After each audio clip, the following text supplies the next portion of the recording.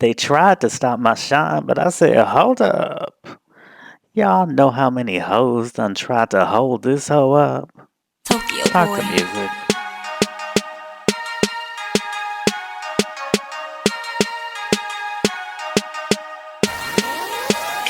What's up? Press, press, press, press, press. Craig is in the press. Variety's on the phone. I'm telling them shit I've been knowing. Cause this what I do. Cause I'm about that life. History's on my mind and it's in my sights. What's up? What's up, everybody? What's up? What's up, everybody? 21st show, legal now. 21st show, I'm legal now. Hey, hey, hey. What's up? What's up? What's up? What's up? What's up? It's the 21st show, and I was gonna drink. I was gonna do a Watch What Happens Live, do an Andy Cohen thing, and have myself a little cocktail while I for the 21st show. But then I was like, I'm crazy enough sounding as it is. Y'all don't need to hear me slurring drunk. But anyway, welcome to Craig's Pop Life, a black gay excursion into pop culture. I'm your host, Craig Seymour. You know me. I've been writing about pop culture for more than 20 years now. You can read some of my music writing at randbeing.com. I'm also an author who has written a number of books: the biography Luther, The Life and Longing of Luther Vandross, my memoir about being a grad school stripper hoe, All I Could Bear, My Life in the Strip Clubs of Gay Washington, D.C., my novel about three generations of black gay men looking for that good love, Who's Your Daddy, and my forthcoming The Life and Art of Janet Jackson, which I will be talking about very shortly because I said last week I'm going to give y'all an update. So this week I'm going to give y'all an update. But just want to make sure you also know I have a website where you can find links to all the songs I talk about and the other stuff I discuss on the show and other shows. It's easy to remember. It's craigspoplife.com. And I have an Amazon shop where I put all the books that I discuss on the podcast, other important stuff, my favorite hot sauces, my favorite novels, my favorite this and that.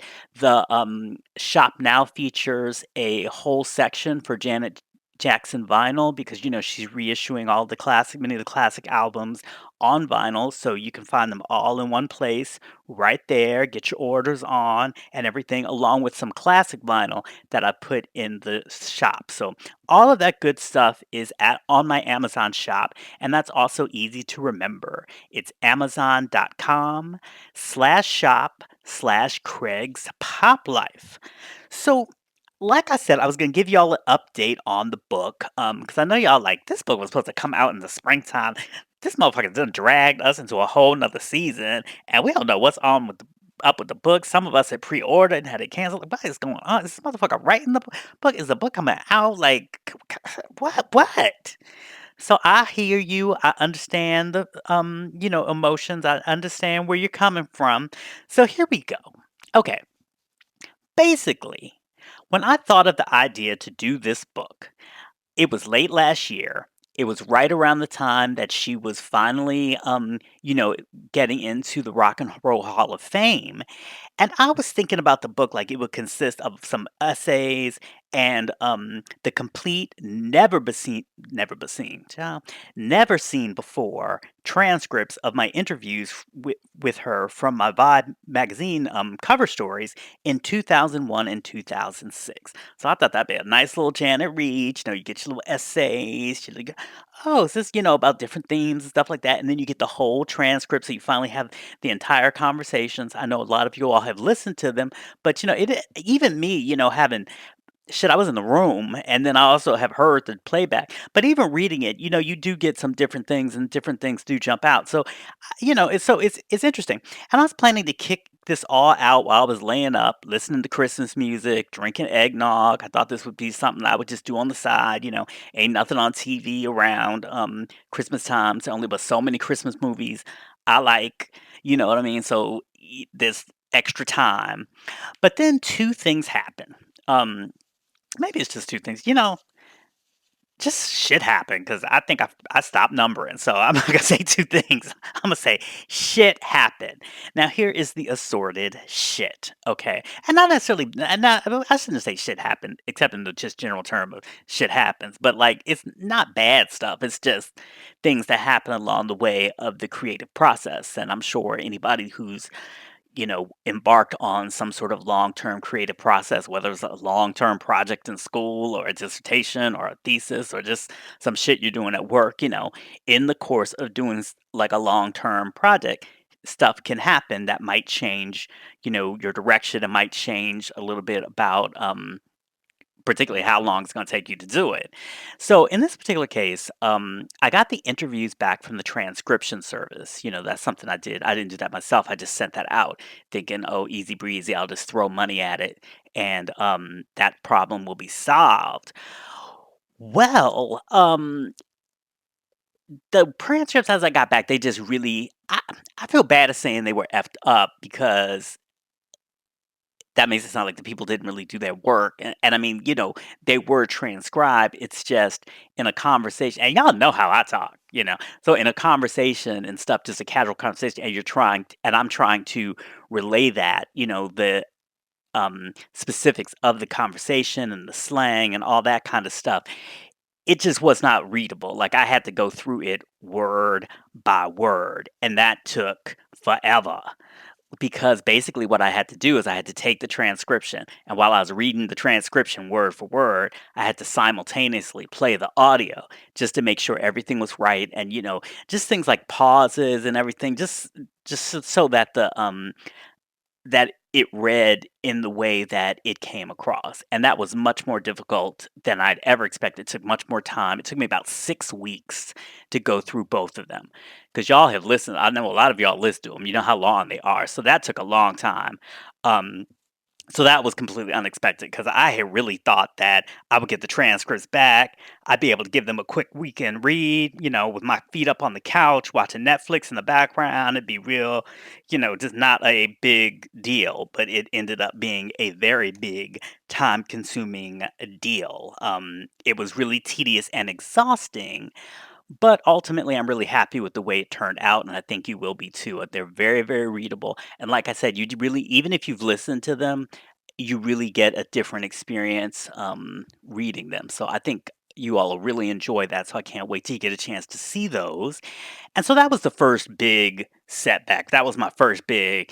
Hey, this you've been on a lot, boy. Like this is more than you thought it was going to be, and it also took up that good time that I thought I was going to be kind of writing as opposed to, reading a transcript and listening along to the transcript. So now, in terms of the essays, those were all going to be based on thoughts that I had about very specific Janet albums and just, themes in her work, like sexuality and spirituality. A lot of this stuff I'd already written draft notes about in the past, and a lot of these ideas informed some of the questions that I asked her during our interviews. But because those cover stories ran as Q&As, I didn't really have the space to fully articulate the ideas. So this was going to be my chance to like, here's your chance, bitch. You can finally say all that you want to say about Janet. And I was really excited about it just to get these thoughts out there. Now, in the process of doing that, I went back through and read a lot of older Janet interviews. I mean, I was finding stuff I ain't never seen, like international stuff, a lot of stuff that was before the Control era, or she did a lot of press internationally right when Control came out, and a lot of that stuff I had never seen the bulk of it. So there was just a lot. And what I found from that, I mean, reading all these interviews, is that it really helped paint a picture of the ways that she's changed since becoming a superstar in her own right, and also the ways that has stayed the same. Like it was just really fascinating to read something from, let's say, '86, and it being very similar to something that she said in '06 or '16. Do you know what I mean? Um, and also, if it had different, if she had said one thing and then certain things she said differently, or certain things didn't play out in life the way maybe she thought earlier in her career, all of that stuff I found really, really fascinating. And the other thing I found fascinating going through the interviews is just going through I really got a sense, like, all this stuff I knew, but I just really got a sense of the development of her political consciousness and her social awareness, and how she kinda transitioned from being concerned with the personal emancipation on control, and then over the course of her career, she just became much more involved in the struggle for others in terms of Black rights, Black women's rights in general, LGBT issues, all that stuff, and it was just really interesting to sort of see this development of consciousness in her own words in a way that I had never experienced before. Because if you think about it, it's like when you read a new Janet interview for a new era, you kind of read that and you remember the old stuff, but you're not necessarily reading. You don't go back, and it's not like you are binge watching interviews. You know what I mean? It's not necessarily like you go back and know all of that stuff. So, but reading it all at the same time was a really fascinating experience and really allowed me to, again, understand her growth in her own words. So all of this was really, really interesting, and I was really excited about it, but it wasn't necessarily the book that I had initially wanted to write, because these were just like sort of short essays about very specific things. It wasn't really about, and the essays were going to, through the essays, you were going to get a sense of her career, but it wasn't really like it was going to be I mean, it was going to be chronological, but she just wasn't necessarily going to be comprehensive in covering her whole expansive journey. It was gonna be more thematic. Like I said, different themes, different albums, and things of that nature. Um, but basically, like, as a metaphor, like, I was trying to cook up some essays, do you know what I mean? And the, interview little pieces were gonna be like the Lowry seasoning, you know what I'm saying? I was just gonna sprinkle it, what before I cooked it, and maybe just throw some more seasoning on, right after it's done or something like that. That's the way I was really thinking of the interviews. I wasn't trying to marinate shit. Do you know what I'm saying? I ain't have the time. I wasn't trying to, put the seasonings in, make a marinade, and let it, sit for a while. Maybe you put it in the refrigerator, cover it, and then you come back to it. That wasn't really what I was trying to do with the book, because I was trying to do it very, very quickly. Um, but the more I continued on the original path of the essays, the less satisfied I was, because I just felt like I had sort of unexpectedly come upon a bigger and, in many ways, kind of more important and more expansive story. And I was mad as a motherfucker. Like, I was telling God, I was like, God, why are you doing this? Like, God, I got other stuff to do. Like, I don't have time to be spent. Like, God, please, can't I just? This was really supposed to just be just kind of a little quick, discreet project that I was just gonna put out for the Jan fam. We're gonna be cool, and whatever. We could discuss it, blah blah blah. I wasn't really trying to like bleed for this, really, but I already had, in terms of the transcripts, that was already much more than I had expected. And then now it's kind of like I uncovered all of this stuff in sort of a story I knew, but kind of told in a different way, revealed to me in a different way. So, like I said, I was mad at God for a minute. I was like, God, why you got to do me like this? I mean, you could have just told me in advance that this was gonna be bigger, and maybe I should put it off for another time in my life or something like that, but you ain't have to have me down the road, so I'm so far in it that I can't turn back, but now it's so much bigger. So me and God talk like that. But, like I said, I was really heated for a while about that I found myself in the middle of a much bigger project than I had imagined. I still wanted to say everything that I said in the essays, but I felt like that would come across better in the context of the larger story. So that was about a week to 2 weeks when I was just mad. I was just like, ugh, like, and just feeling exhausted and overwhelmed and everything, and just, you know, like I was working and stuff, but I was really kind of tight about the idea that what I really needed to do was much more than what I had initially intended to do. And I'm sure everybody's had that experience. Everybody's had that experience of like, I thought I was just going to get by doing this, but I really, really should do all of this is gonna make it right, and, I don't wanna do it, but that's really the way that it should be done if it's done right. So it was one of those kind of moments. And so, the problem was I had planned to knock this out, like I said, over the winter holidays when things are kinda slow, ain't nothing really on TV.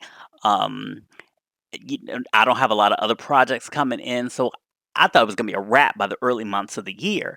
But now I was faced with, because it was taking me much longer, especially after the transcriptions and then the idea of doing something a little bit more comprehensive, I was now juggling the Janet book with all the other stuff that I had to do to pay the bills. Cause ain't nobody trying to be evicted over Janet as much as I love her. Do you know what I'm saying? So I had other stuff to do because the Janet wasn't yet bringing in no coin, but I was knee deep, probably waist deep at this point in the project.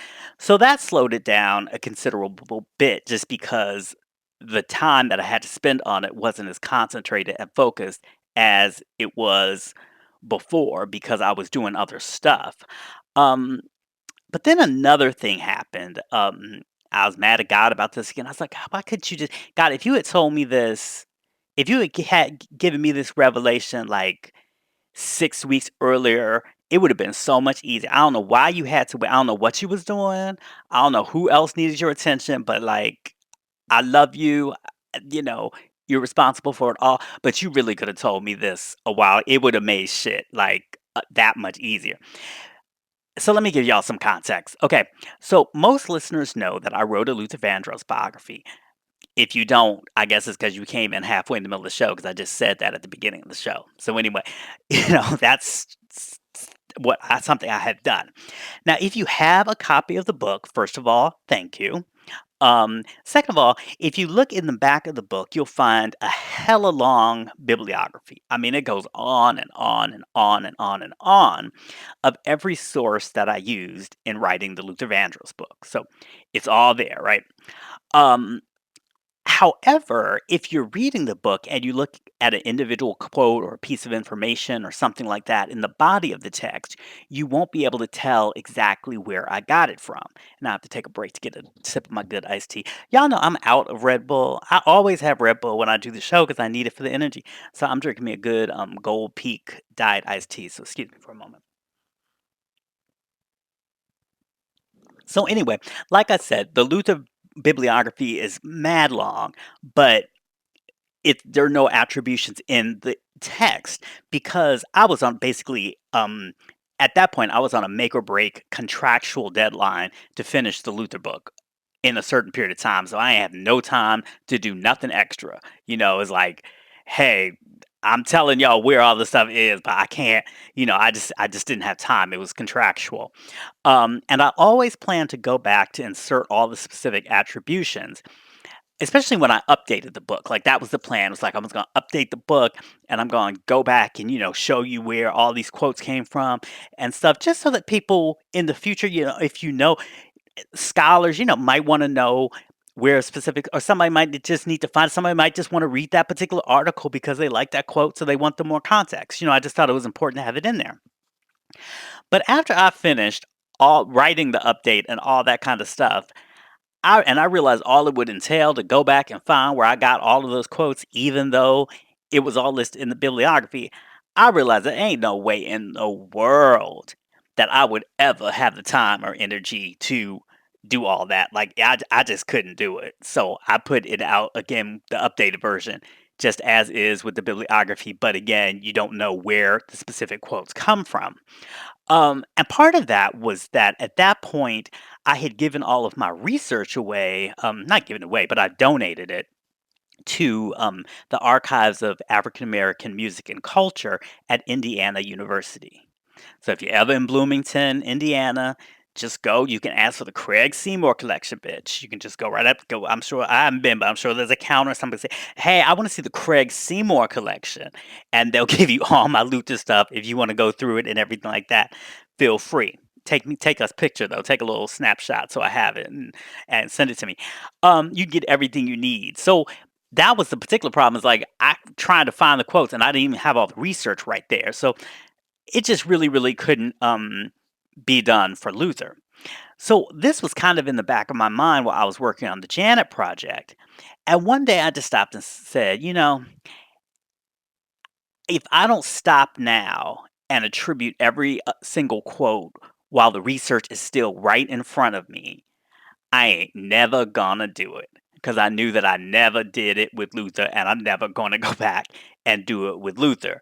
So, again, like I said, me and Guy had some words because I wish I had had that idea before I ever started the project. It would have made it a lot easier. But now I was already kind of in the project. So I had to go back and find where I got the quotes. Of course, it wasn't as difficult because the information was right there and everything, but I wanted the attributions. Again, this was not just for scholars to want to find out, to research something in the future or whatever, but I was also thinking just about my Jan fam brothers and sisters and just like, I knew people were going to be like, well, where was that quote from? Because I know y'all, my Jan fan people, I know y'all know your Janet interviews and stuff like that. So I know if I found something that was not readily known and you read a quote, you'd be like, well, where'd that come from? You know, and now you'll be able to find out so you can read it on your own, go on eBay, buy a copy of the magazine or whatever you do. So that was the last thing that I had ever wanted to do, to stop in the middle of what I was doing and go back to the beginning to document all these sources. But I thought it was important. So now there's going to be in addition to the bibliography, there'll be an endnote section where you can directly see where I'm getting all of my information. Now, of course, that took forever to go back, and then I hadn't even gotten to the end of the book yet. So, I'm doing all this week after week passes, and then finally, after I found all the quotes again, I finally got back to work moving forward. And again, I had to juggle writing the Janet book with doing a bunch of other stuff again so that the landlord ain't put my stuff out on the street and the good loan company doesn't, roll up and put my Honda Fit on the back of a tow truck because I like my car, it's cute. And so I just didn't want that to happen. So I had to do other things that were going to bring in some money. So at this point, you're probably like, now, why are you telling all this? We've heard all this. What is the status of the project now? Okay, here we go. Now I'm writing and I'm very much into the later albums. Of course, it's still a little bit, if you're just writing and not putting and just not sourcing everything, that goes a lot quicker than if you're writing and making sure that you're sourcing everything. So just even the writing process is taking a little bit longer than my usual process. But like I said, I'm into the later albums, and more important, I've blocked off the next 2 weeks just to focus on the Janet book. So that is a luxury that I have not had since last year, the end of last year when I started working on it. So other than just keeping up with the podcast, that's all I'm going to be doing. That doesn't mean I want y'all to be, all of my business. If you happen to see me on IG or if you happen to see me on Twitter, I don't need y'all to necessarily be, why aren't you writing on the Luther book? I mean, why aren't you writing Janet books? Why are you commenting on this? You need to be writing. Don't George Martin me. Because sometimes you just need a break, and sometimes I've been working. I'm just like, okay, let me just see what folks are doing. And then now, if you see me on the for hours on hours and end, then maybe say something. Maybe say, this is a cute. It's cute. You posted this video of this SWV remix, but we would really prefer if you would just take the time and be back on the Janet book, and I won't be mad at that. Okay. Um, so that's where I am now. Like I said, I'm about to go into 2 weeks of nonstop Janet. And then to be fully transparent, I just want to let you know like what's going to happen after I actually fully finish. Then I'm probably going to take about a week or two just in the editing process of just myself and people I'm working with just to edit, the content. That'll probably take a week or two. And then I was going to send it to a copy editor for misspellings, commas, and shit. That will probably take another week. And then I'll have to proof the print version of it, which will probably take another week. So just figure once I completely finish writing, it'll be about another 4 to 6 weeks before it's actually out. Okay. So I'm not going to give any more potential dates at this point because I don't want to be unreliable Craig. Oh, it's unreliable Craig. He's writing another book. I guess it's gonna be out sometimes. I don't want to be that guy if I'm not already that guy, but I definitely don't want to fuel that. So I'm not gonna say any more dates, but hopefully I can get really close to wrapping things up in the next 2 weeks, and then I'll jump into the editing process. So you all have been so supportive of me. Just the response you all gave me just when the idea came out, just when I posted the cover, the love that y'all gave me for that means so much to me. And just really, totally brightened my spirit and just made me feel inspired. And I just love y'all so much for doing that. So that's why I wanted to really just give y'all the real what's going on about this, because you've just been so supportive and I appreciate it so much. And I really think that you're going to enjoy this more comprehensive look. Like, I'm really, because, obviously I'm as huge of a fan as anybody. And so part of these changes that I've been making, I always ask myself with whatever book I write, but I always ask myself, if I wasn't writing this book, if I was a fan, if I was just reading this book, like what would I want?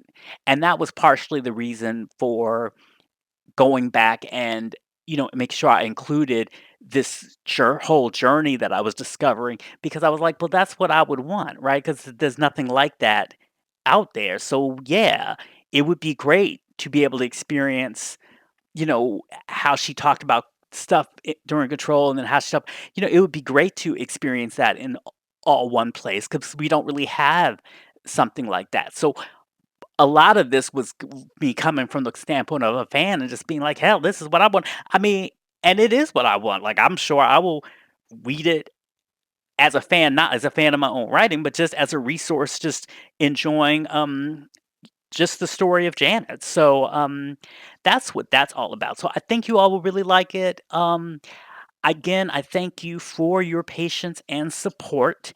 And like I said, I'm working as hard as I can. I'm working as fast as I can. And for the next 2 weeks, that's the only thing I'm going to be working on. I'm actually not even at home. I'm kind of on a retreat, so it's all good. So, moving on to the pop culture of the week, as we do each week. I know a lot of folks are talking about this damn new Taylor Swift video. You need to calm down. I'm not saying you need to calm down about talking about the Taylor Swift video. I'm saying that's the name of the damn song. You need to calm down. And in the video, it has all the cameos by all the high profile gays and queers and drag queens and lesbians and gay allies. And, it has the RuPauls, it has the Ellen DeGenereses, it has the Laverne Coxes, the Billy Porters, the Alan Rapons, the Queer Eye guys, the Sierras, the Ryan Reynolds. He's painting a picture of the Stonewall Inn for some reason. Well, I know why he's running. I know why a painting of the Stonewall Inn is in the damn video. I don't know why Ryan Reynolds is necessarily, you know, painting I mean, I like Deadpool as much as anybody else, but you get my point. And a lot of the drag race queens are in it. And the video is executive produced by Todrick Hall. And I mean, attention, all white people. I know I have white listeners. I love you for listening. But attention, all white people. You definitely want to get you a black friend like Todrick Hall. Because I swear he be defending Taylor Swift and be up under her like I don't even know. Because I ain't the one. So if you looking for if you need a black friend to be like that with you, I'm sorry. I have a lot of white friends. I'm very supportive and I love my white friends. I ain't like that. I will love you as a friend. I will support you, but I ain't issuing no black or gay passes. I'm not in that business. Um, I ain't throwing myself out there if you do something fucked up or receive some criticism publicly. Not that Negro, just not. I'm not that Negro. Like I said, I'll support you. I'll advise you. I'll tell you, well, you done fucked up, and the best way you could do it is just to say, "Oh, whatever." But I'll give you all the advice and stuff like that if you're my friend. But I ain't getting out there on my Twitter or on my social media and saying, "Oh, I'm such a friend of this person. I know they're not this or this person." No, no, no, no, not where I was raised. I'm not one of those jump in front of the bus to protect white people type of Negro. I'm just not. That's just not me. So if you need that from me, then I can't be your black friend. But if we just could be cool and I could just say, "Hey, you fucked up. Yeah, maybe you could do this, but you just have to like." I can be that kind of friend. I can't be the, you know, throw myself in front of you like a damn bodyguard or something like I ain't that person. So, but Taldrick stays defending Tay Tay on social media, whether it's about the Kim Kanye thing or her politics, which until very recently were quite ambiguous, and I mean, this is my message to the 47% of white women who voted for Trump. I know initially people said it was 52%. It turns out that that wasn't quite accurate. But, I'm glad y'all got yourselves together for the midterms, but I would have preferred if you had not voted for Trump or you had been more vocal for Hillary in 2016 when the block was really hot. You know what I mean? So it's like I appreciate Taylor, whatever she's doing with the politics, this, that, supporting candidate. Do you, girl? But like, you know, and it's great you're doing it. And I really hope that you come through in 2020 because the block's gonna be hot again. Do you know what I mean? Um, and Taylor's new politic politicization, sorry, is on trend, and I'm not saying that's bad or anything like that. I'm not. I mean, whenever you come to a political consciousness, if that's something that's going to help people, I'm not really judging your journey. If you're genuinely there, then fine. I'm glad you're there. I'm not necessarily passing you a donut for it, but welcome. Uh, and now for this new video, a lot of people have problems with it, thinking that she's jumping on the gay bandwagon, especially now that it's corporate cool. You're not going to lose no corporate sponsorship being gay supporter. In fact, you might get you one. You know what I mean? You might get you a Target sponsor where you can wear a rainbow shirt or what. Gay is opening corporate doors now, so that's not going to really damage your career. And then other people have criticized the video by just saying, "Well, shit, it's all about her. She's in the center of everything. She's This is one thing I didn't even realize, but when she's standing up there with all the drag race queens, I didn't realize that they were all dressed as other pop stars and kind of she's in the middle.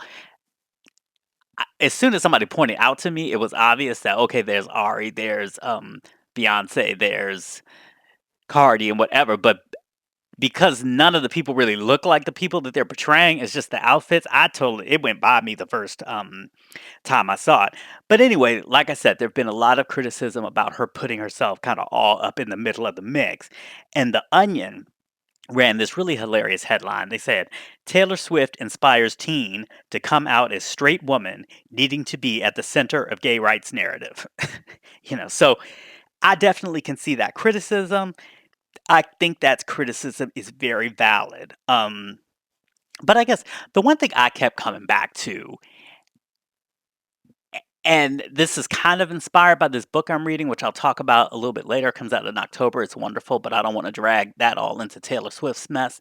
But it's easy to lose sight of how stuff like this Taylor Swift video can affect somebody who has not come out yet or is in the very early stages of that process. Do you know what I mean? It's easy to look back, my ass, it's easy for me to look back and think, well, why would anybody need this? But the point is, people still need this kind of thing because there are people coming out every day.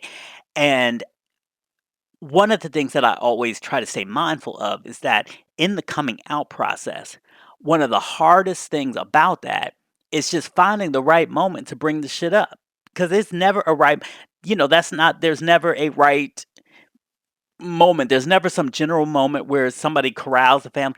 Okay, well, everybody, let's talk about their sexual orientation. Let's put it on the table. I don't know a situation where that ever happens.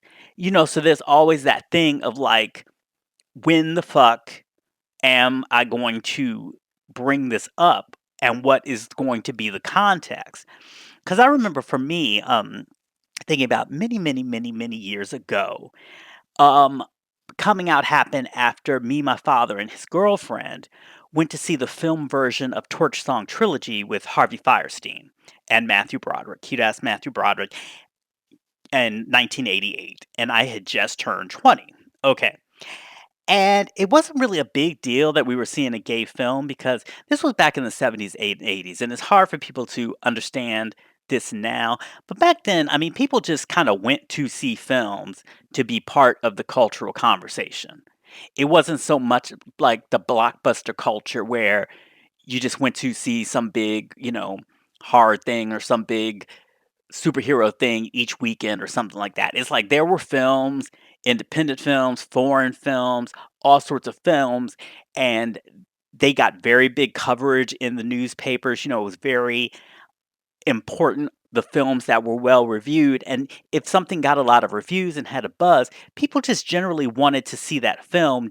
And people, like now, how people will talk about Game of Thrones or they'll talk about the TV shows that they're watching. That's just kind of the way that people would talk about films back in the day. So just like now, people watch Pose and stuff. They're not necessarily gay or anything like that, but it's just part of the larger cultural conversation. That's the way people would see maybe a gay film back in the day. It wasn't that big. It was just kind of like, I'm seeing this to watch this experience, because that's what film is for.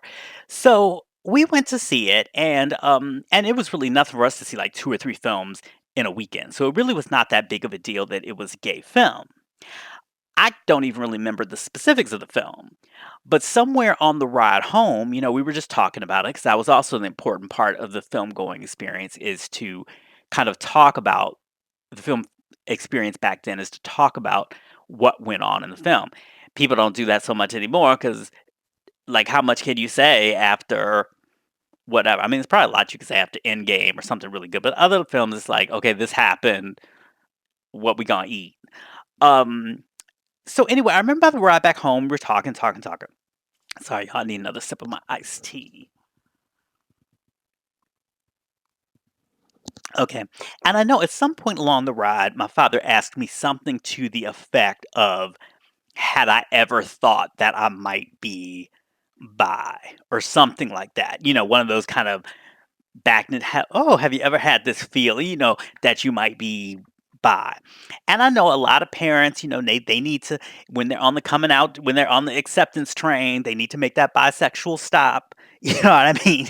That's easier initially for them to accept as opposed to just embracing full-blown faggotry, right off the bat.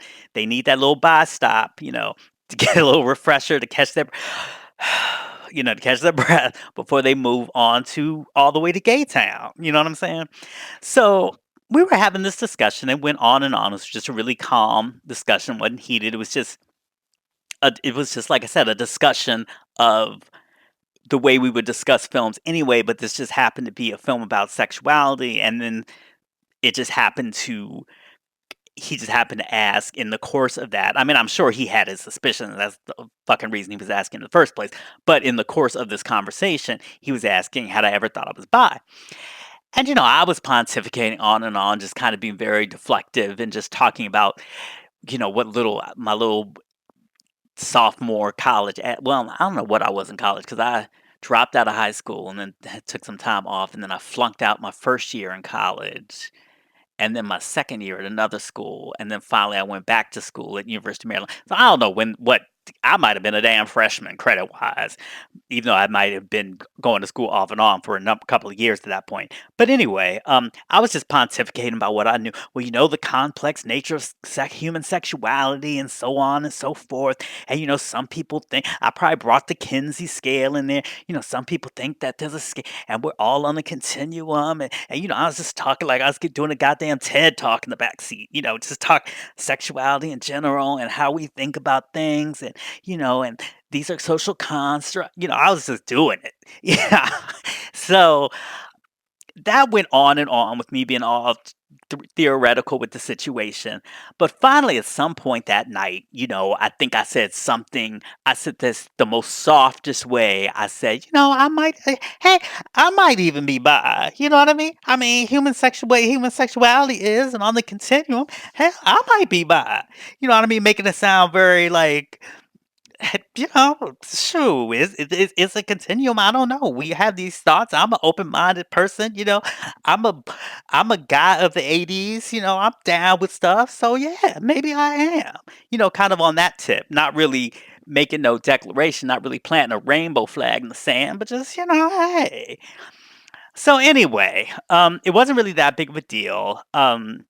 It was really kind of like, like a possibility, like, hey, I might be by, I might spend junior year abroad. I mean, it was an idea, it was a thought. There wasn't really no permanence to it.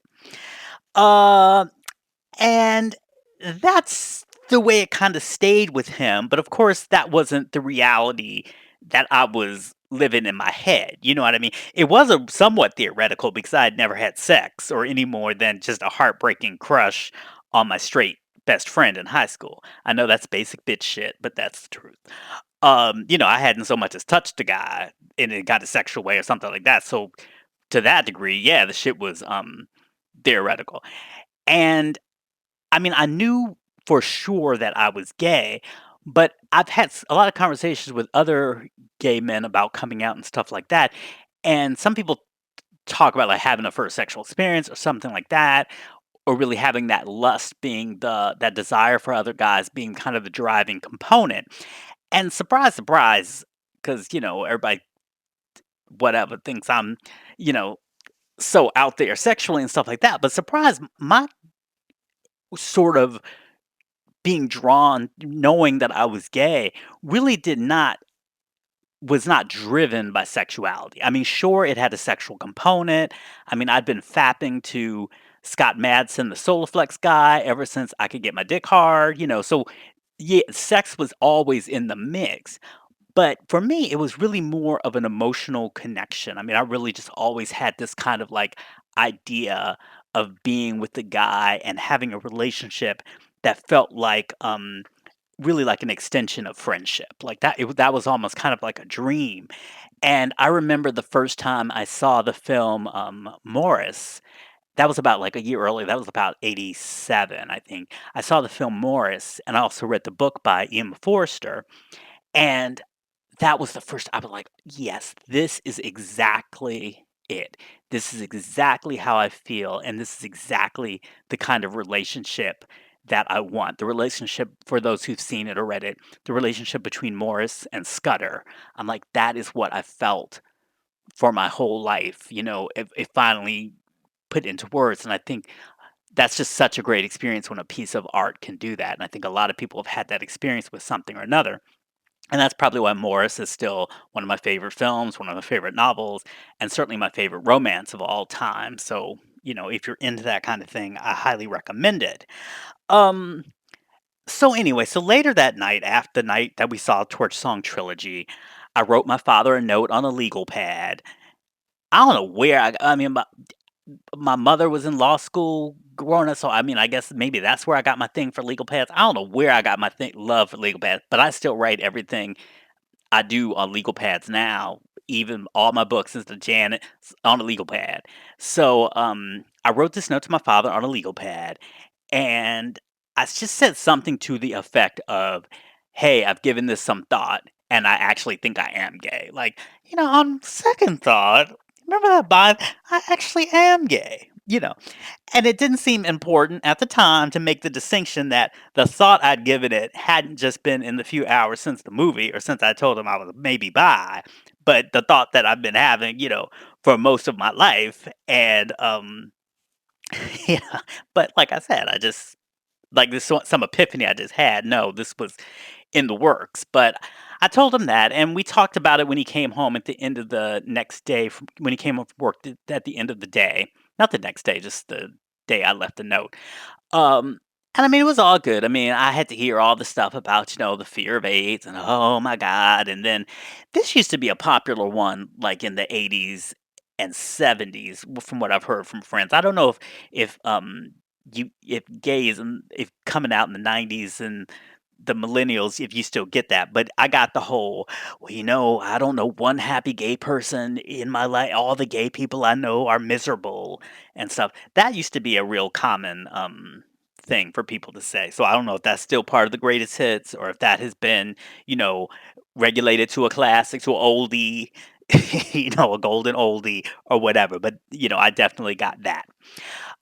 So all of that is just to say, uh, my point is that this ridiculous Taylor Swift video, I'm sure that it will enable some kid to begin to have that conversation about coming out.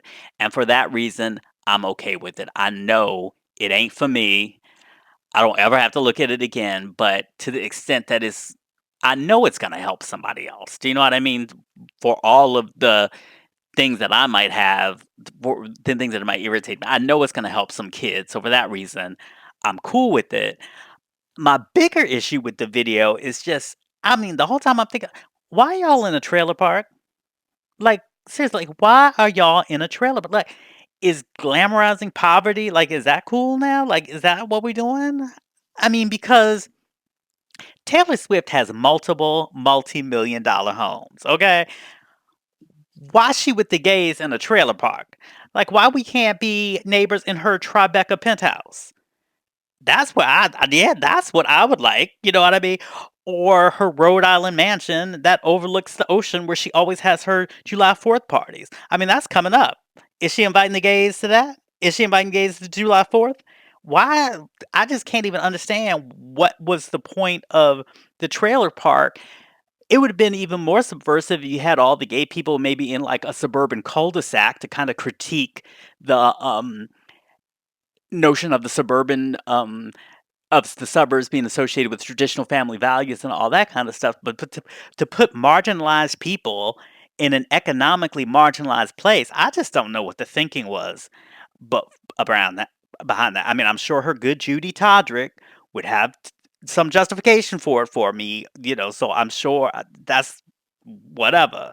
But that's my issue with it. And I know some people would go, well, like Beyonce so much. Well, what do you think about Beyonce's party? That's in the trailer park. And here's where I would say is the big difference. There is a huge difference between glamorizing poverty and even turning poverty into sort of a camp expression and trying to use your stardom to shine a spotlight on the beauty in the hood, which often does go unrecognized. And I feel like Beyonce with Party, or even more so with the No Angel video, that's kind of what she's doing. She's using her light to show the beauty of people that often don't get acknowledged as having beauty. That ain't the same thing as having, this big glamorous technicolor whatever in a trailer park featuring all of these multimillionaire celebrity gays. You know what I mean? Like that's where, if I'm getting down to my biggest criticism, it's that glamorization of poverty and the whole association of gay people with the margins and actually putting us in the margins. Like what was you thinking? But like I said, and also with that, in the contrast to Beyonce's, I think that when you are making a self-consciously political statement, you open yourself up to more scrutiny, right? Beyonce wasn't party was about partying. You know what I'm saying? Like that wasn't about that. No Angel wasn't soliciting for GLAAD or Black Lives Matter or anything at the end of those videos. Those were just artistic statements. She's making a very specific statement about accepting gay people and we in the trailer park. So whatever. That's what I would say to her. But like I said, Todrick would probably jump in my way before I even ever got the chance to ask. So that probably will not happen. But anyway, and if I was Todrick's friend, same way, I would just say, stop putting yourself out there and running up all under this white woman. You look crazy. Like there's a difference between being a friend to somebody and looking like the squad mascot. I mean, that's just my particular opinion. Um, People can do what they want to do, but that's just the perception that I get from the situation. And if you feel like, why am I throwing shade on the situation? It's because of that, because I don't like seeing black gay men looking like they the mascot for a white woman. Yes, does that bug me? Yes, it does. I'm not saying anything about Todrick personally. I don't know anything about him that much about him personally. I don't even know that much about him professionally. I just know basically how the most I know about him is from the Drag Race appearances and how he's out there defending Taylor Swift, with the Kim and Kanye stuff and with about her politics and stuff like that. So that's all I know. And then now he's all up in the video. So that's all I know, and I'm just reacting to that. I'm not saying anything about him personally. I don't, I'm just saying as a black gay man watching the representation of a black gay man in popular culture in these videos on social media, that's the response that I have to it. But again, it ain't personal. I'm just saying. So, um, the other thing I wanted to talk about this week is this new article I'm featured in. I'm in Variety, y'all, a trade ho. I'm That's different from just being in your regular newspaper. I'm up in the trades, okay? Um, and this article is called "What Happened to the Black Queer Music Revolution That Frank Ocean Almost Started," and it's written by the homie Jeremy Helliger. And I'll put the link on my website. And one of the things he mentions is that while there haven't been a whole lot of black gay men who've been out there and been successful following Frank Ocean coming out, that there have been some black female openly gay and bisexual artists like Janelle Monáe and Kalani. And then I'm quoted as follows. It says, I say, said, um, it doesn't surprise me that black women are leading the way when it comes to music. Janet Jackson was one of the first black artists to talk about issues of sexuality within a pop/R&B context on 1997's The Velvet Rope. The women are leading and the men will soon follow along. So that's what I had to say in the article. But to y'all, I just wanted to give y'all a little bit more context, especially in terms of what we've been talking about over the past few weeks in terms of the development of um, the black gay movement and the black gay kind of cultural movement. And I was really talking about, but yeah, and there's only so much you can put in an article. So this is not a criticism at all. I'm just giving it to y'all straight just because I know y'all will know what I'm talking about. But I was really talking about how black lesbian writers like Barbara Smith and Audre Lorde inspired black gay authors like Joseph Beam and Essex Hemphill to do their work. Because Joseph Beam was very much following in the tradition of what Barbara Smith was doing, and very much following in the tradition of these anthologies of lesbian women of color in order to have the idea to do In the Life, which was an anthology of black gay writing. So that's what I mean by culturally, black gay men have very much been inspired by black lesbians.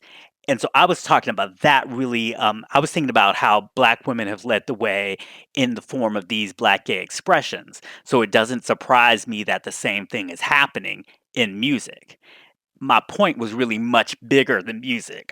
So that's like I said, it's not like I don't feel like it's like a clarification thing or anything like that. I'm just giving you all more context because I know we've been talking about this for the past couple of weeks, and I just want to say that that was my larger point. I was kind of like, well, Barbara Smith and Audre Lorde inspired Joseph Beam and Essex Hemphill, so it doesn't surprise me that maybe Janelle Monáe and Kalani will inspire some black gay men to follow in that path. That's all that was. Um, and as far as just the question of is there gonna be a black gay superstar, like, yeah.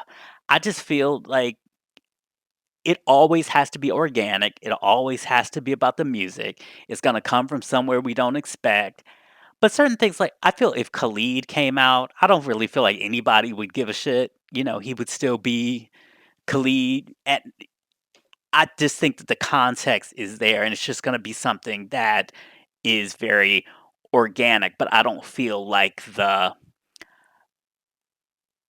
obstacles are as much in place as they may have been, let's say, in the 90s and the 2000s, when really, because, if you think about it, hip hop really defined black masculinity for the past several decades, so even R&B singers were kind of put against the standard of black masculinity that was set by hip hop. That's why we had the R&B thugs of the 90s. Do you know what I mean? That's why that was that whole kind of look. Um, in the 2000s is kind of the same thing. Hip hop defined the popular culture image of black masculinity in music. But now I think we just have a much more broader array of what black masculinity looks like within the popular sphere. I mean, Drake gets a lot of criticism, but Drake is really very multi-layered in his expressions of masculinity. So I feel that, and that's not even to say Drake, but also Young Thug and the way that he dresses. And so I think that there's just a lot of possibility to be different, including being queer in the sort of space of black popular culture that didn't necessarily exist even 10 years ago. So I am very optimistic about that. Um, so in anyway, again, I've been running my mouth for too long about stuff, and I didn't get to all of the things that I wanted to talk about. But I really just want to make sure that everybody has had a chance to watch or plans to watch Black Godfather about the great Clarence Avant. It's a portrait of a spectacular black man who succeeded against all sorts of obstacles that could have been put against him. And he dedicated his life to nurturing and protecting black creativity and to seeing that we had a black political future.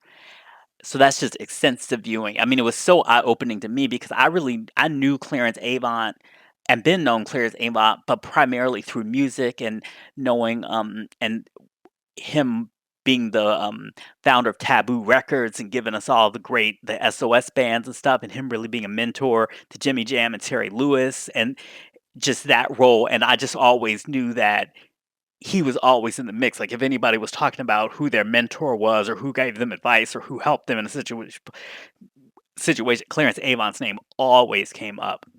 But to be able to see his entire story and even more of what he was doing and how he expanded his reach into other areas and really went out of his way to help people that he didn't have to help, and they didn't a lot of times they didn't even know they needed help. Do you know what I mean? But he went out of his way, and that's inspiring. That's the kind of person I want to be. That's part of the person that's really, because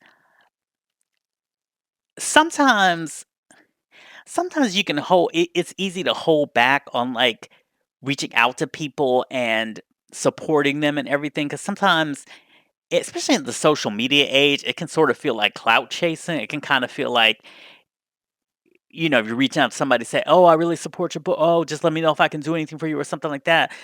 I don't know, just in social media, sometimes that can come across as self-serving, but I still risk it a lot of times because I just feel that, you know, I've been in this game for a long time.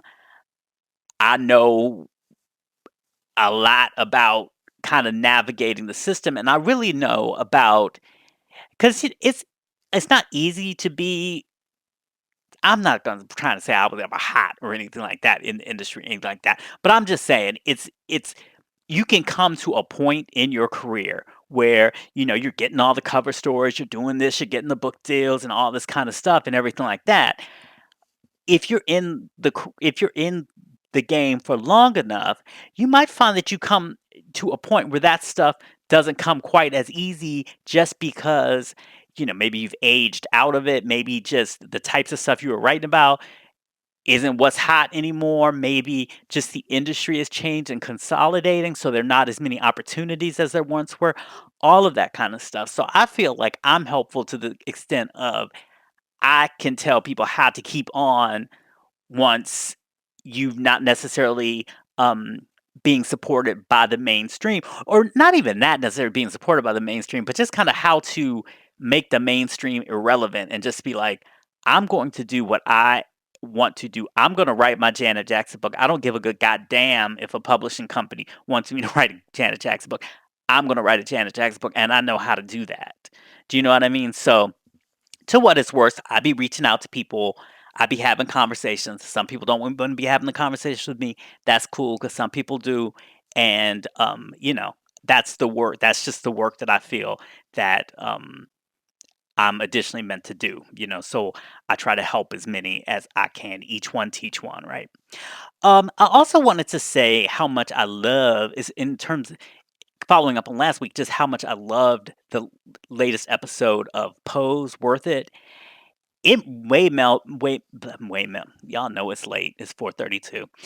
It may well be my favorite episode of the series, so far. I mean, it was moving, it was soulful, and I liked the way it got away from the heavy-handedness of the first episode and was just more character driven, because one of the strengths of that show is that it's not just fueled by the spectacle of the ballroom, which it easily could be. It easily could be they were just giving us flash and dash and not giving us very, um complex characters, but they really do serve us complex characters. So I like when that the focus is on those characters.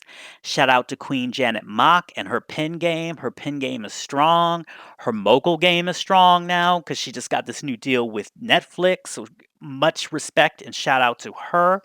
And also shout out to the director of photography for the show. His name is Andre Bowden Schwartz, because I felt like this last episode of Pose, I felt like you could pause any moment, any still in that, just pause, pause, pause, pause, pause, and it looked like a fucking work of art.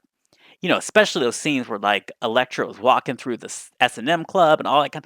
I mean, but even the ballroom set, everything was elevated in my sense. I don't know how many episodes that he's worked on. I know that wasn't working on last season, so I'm really looking forward to watching his work because I just thought it was. I was just overwhelmed by the beauty of it. Same thing with Euphoria. Euphoria. Are y'all watching that? I don't know what I would say about the first episode. Like, I really enjoyed the first episode. I thought it was really lovely and beautiful. I thought it was thought provoking. I thought Zendaya was fantastic. I'm kind of just um, I don't think I've ever watched a show, or maybe there's never really been a show, just that really focuses on drug use. So that's just kind of interesting to me about how interested I'm going to be in that week after week. But certainly I was interested after the first show, so we'll see. So, okay, y'all, you know what time it is now. I am not too proud to beg. If y'all enjoyed the show, please take the time to subscribe and rate. Now, the rating thing, y'all don't gotta write nothing. All you got to do is push those little stars and keep it moving. Like, I'm not trying to take up a lot of your day. I'm grateful for the time you've given me just to listen. I do not want you to, I'm not trying to be that guy. But if you could just take that second, if it takes a full second, just to push one of them stars, I'd prefer 5, but do you. I would really, really appreciate it. So, thank you in advance for that.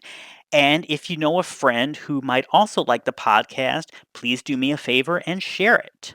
On a programming note, I'm going to do a special episode of my reactions from Sunday's BET Awards. So look forward to that on Monday morning. Be something to listen to on your good morning commute.